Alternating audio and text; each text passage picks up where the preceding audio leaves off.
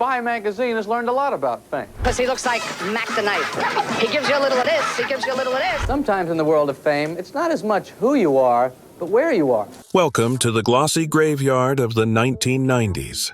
Before the internet ruled, newsstands were a battlefield of bold ideas and even bigger flops. We're unearthing 25 forgotten magazines that crashed and burned.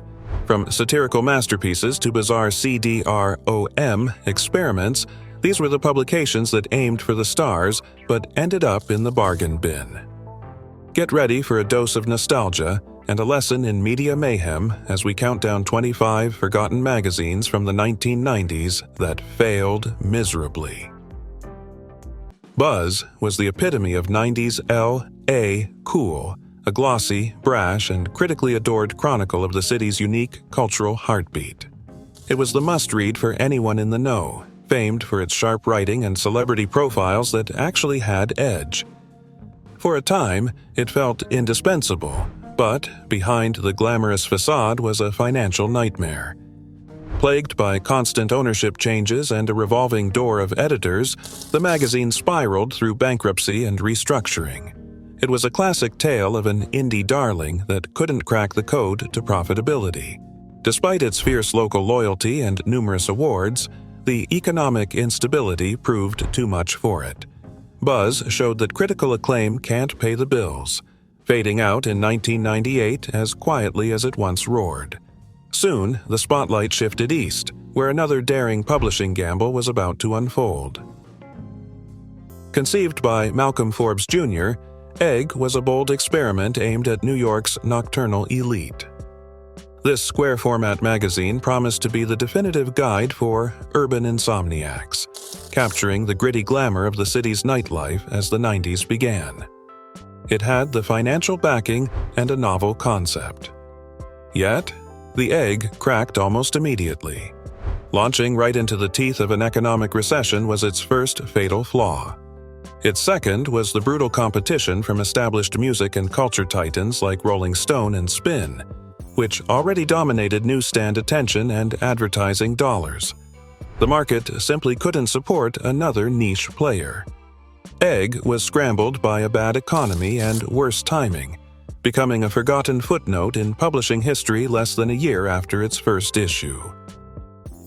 Inspired by The New Yorker, but with a decidedly warmer, more intimate heart, Wigwag aimed to celebrate the charming quirks of everyday American life. It was a beautiful, earnest magazine that found poetry in the mundane, earning a small but passionate following. Editor Alexander Bloom's vision was to create a national publication with a local feel. However, its timing was disastrous. Launched just before the 1990 recession, advertisers were reluctant to back such a soft-focused, unproven concept. The magazine bled $3 million in just 2 years. In an era demanding edge and cynicism, Wigwag's gentle soul was a tough sell. Its failure was a tragedy of timing, a reminder that even the most beautifully crafted ideas need a strong economic wind to sail. L.A. Style was the definitive document of 1980s Los Angeles luxury, a visually stunning, award-winning celebration of the city's fashion, art, and decadent lifestyle. It was more than a magazine. It was a status symbol. But as the 90s dawned, the excess of the previous decade fell out of fashion. The magazine was acquired by a partnership that included the fledgling Buzz and American Express, a move that signaled hope, but ultimately led to an identity crisis. Squeezed by the recession and struggling to redefine itself for a new, less frivolous era, it failed to sustain its circulation and add revenue. L.A. Style's fate was sealed by its own success. It was too perfectly tied to a bygone era to survive the cultural shift. Now, what happens when a magazine dares to be different, but risks losing itself in the process? Exposure was the quirky, adventurous cousin in the magazine family. This large-format bi-monthly stood out on the newsstand with its bold photography and offbeat intellectual content that dared to be different. It cultivated a dedicated cult audience who cherished its unique voice and artistic ambition. Its promise even attracted the attention of publishing giant Fairchild, which purchased it. But that move proved to be its end. Absorbed into a large corporation, Exposure lost the indie spirit that defined it. Fairchild, expecting quicker returns, pulled the plug shortly after the acquisition due to mounting financial constraints. Exposure's story is a classic case of a creative vision being snuffed out by the cold realities of big business. In the early 90s, media mogul Rupert Murdoch's empire launched Men's Life as a challenger to giants like GQ and Esquire. It promised an unconventional take on masculinity, attempting to carve out a new space in the crowded men's magazine market. However, its identity was its biggest problem.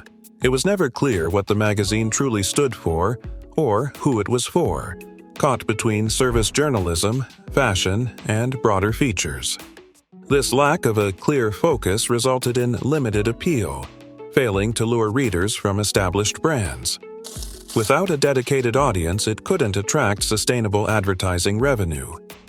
Men's Life was a classic example of a big idea that never found its voice, folding quickly after a short and forgettable run.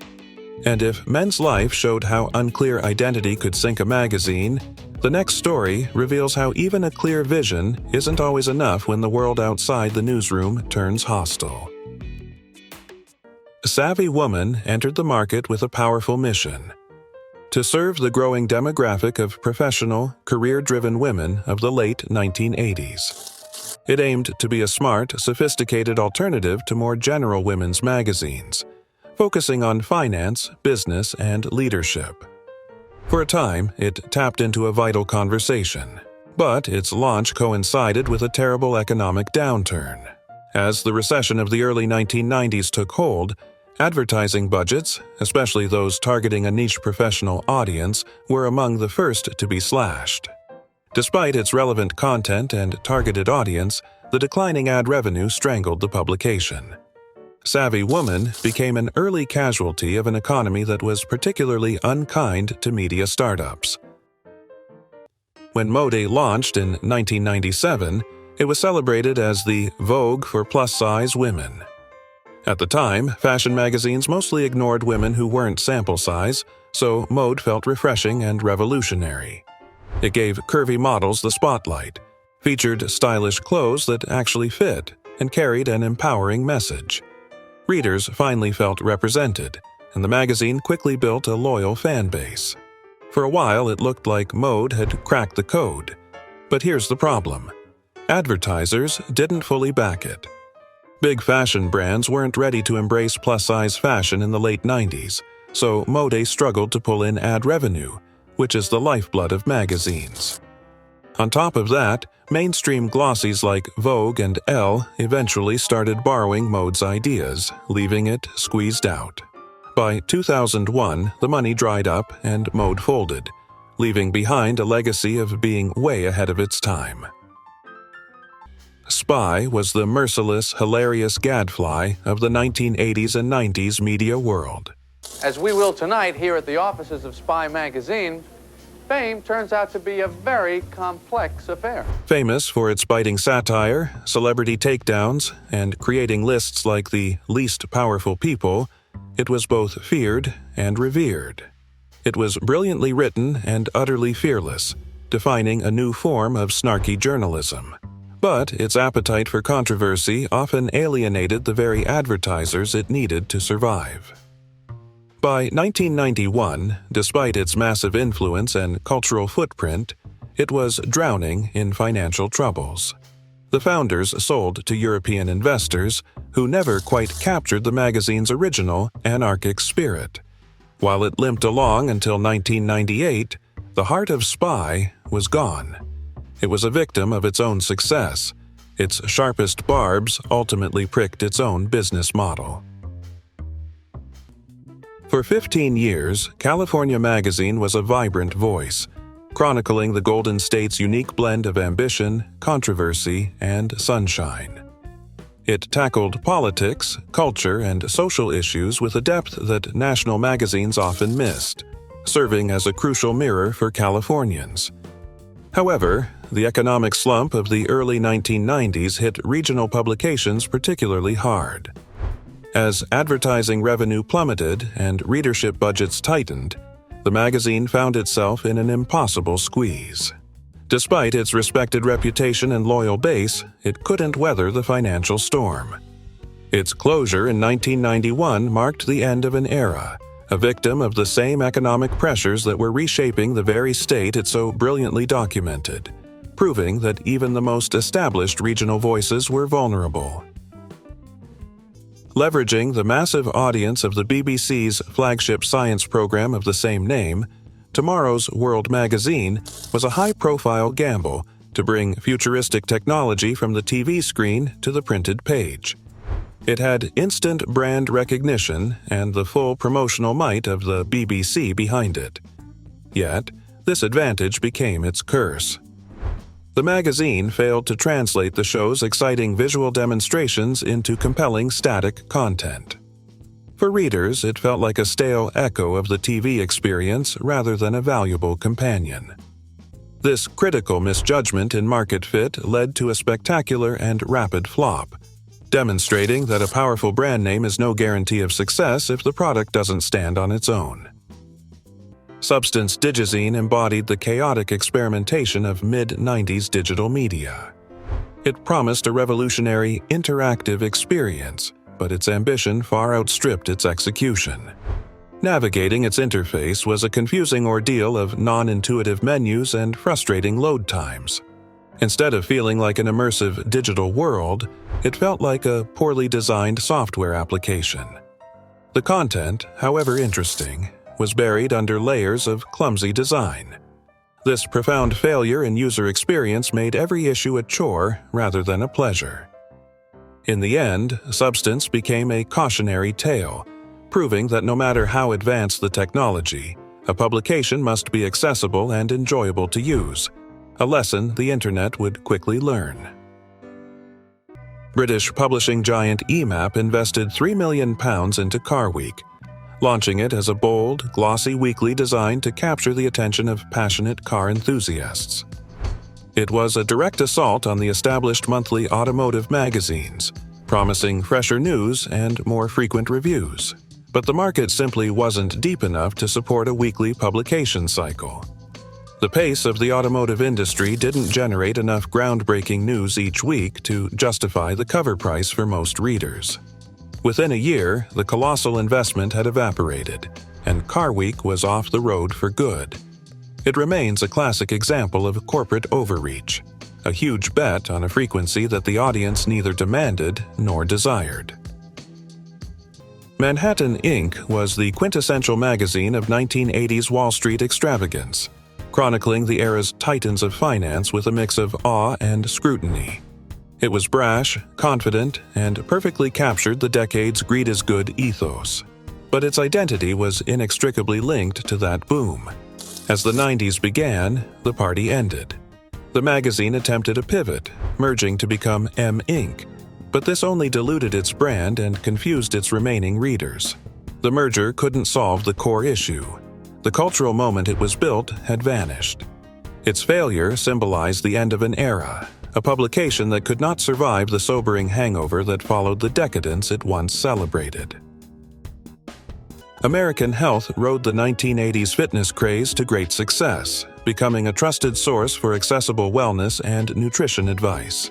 It translated complex health topics for a mainstream audience, perfectly capturing the era's growing obsession with self-improvement. But as the 90s progressed, the market became fiercely competitive. Newsstand giants like Prevention and Men's Health expanded their reach, while newer entrants offered sharper angles. Despite attempts to refresh its format, American Health saw its subscriptions and advertising revenue steadily decline. By the decade's end, it was absorbed into the similarly named Health magazine, a move that simply served as a dignified end to its 18-year run. Its demise highlighted a brutal truth in publishing. Even established names must constantly evolve to avoid being eclipsed by hungrier rivals. In the early days of comic book fandom, Amazing Heroes was a vital lifeline. Published by Fantagraphics Books, it offered previews, news, and interviews that fueled the passion of dedicated collectors long before the Internet. It thrived during the 80s comic book boom. However, the 1990s brought a seismic shift. The market became oversaturated with speculator-driven titles, and fierce competition arose from heavyweight magazines like Wizard, which offered a flashier, more opinionated style. As a more straightforward news source, Amazing Heroes struggled to stand out. Its highly niche audience, while loyal, wasn't large enough to sustain it against these new challenges, leading to its quiet cancellation in 1992, a victim of the very boom it helped chronicle. For over 2 decades, Byte was the Bible for serious computer hobbyists and professionals. It was a deep, technical, and pioneering publication that helped define the personal computing revolution, respected for its authoritative hardware reviews and in-depth programming insights. But the world it helped build ultimately became its undoing. As computing shifted from a niche hobby to a mainstream necessity in the 1990s, readers gravitated towards more accessible, consumer-focused magazines. Meanwhile, the rise of the Internet made its detailed technical content instantly available online for free. Unable to adapt its dense, scholarly format to a faster, more casual digital world, Byte folded in 1998, a revered pioneer left behind by the very revolution it championed. Founded by music critic Michael Goldberg, Addicted to Noise was a true pioneer, one of the very first online-only music magazines. It offered raw, immediate artist interviews, reviews, and industry news directly to fans' desktops, bypassing print entirely. It was the future, arriving in 1996. But that future had not yet been built. The concept of digital advertising was in its infancy, and monetizing a website was a near-impossible challenge. With few willing to pay for online content and advertisers skeptical of its reach, the publication struggled to generate revenue to support its quality journalism. It was a visionary idea that simply arrived before the business models and infrastructure could sustain it, eventually merging into SonicNet and fading away. When it launched in 1993 under the bold name Harsh Mistress, this science fiction magazine promised readers a gateway to strange new worlds. By its 3rd issue, the name had shifted to Absolute Magnitude, and later it absorbed Aboriginal science fiction, expanding its reach. Despite its ambitious goals and devoted editor, Warren Lapine, at the helm, the magazine struggled with irregular release schedules. Still, each issue brought vivid stories that sparked the imagination of fans hungry for daring tales. After more than a decade of shifting titles and 23 total issues, the spring 2005 edition marked the end of its cosmic journey. Yet, its disappearance left a gap that another magazine would fill in a very different, yet equally controversial way. Few magazines pushed boundaries in the 1990s quite like Answer Me.